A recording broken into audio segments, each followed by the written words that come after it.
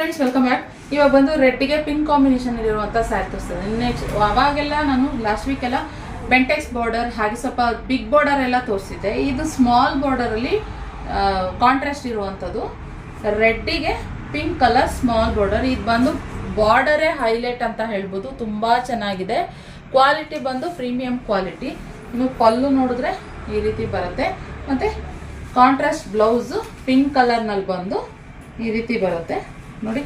Sari overall ಈ ರೀತಿ ಬರುತ್ತೆ.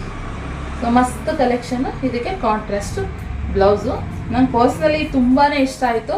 ಯಾಕೆಂದರೆ ಸ್ಮಾಲ್ ಬಾರ್ಡರು ಹಾಗೆ ಬಾರ್ಡರ್ ಬಂದು ಹೈಲೈಟ್ ಆಗಿದೆ ಅಲ್ವಾ. ಸೊ ಅದರಿಂದ ಮಸ್ತ್ ಕಾಣಿಸುತ್ತೆ.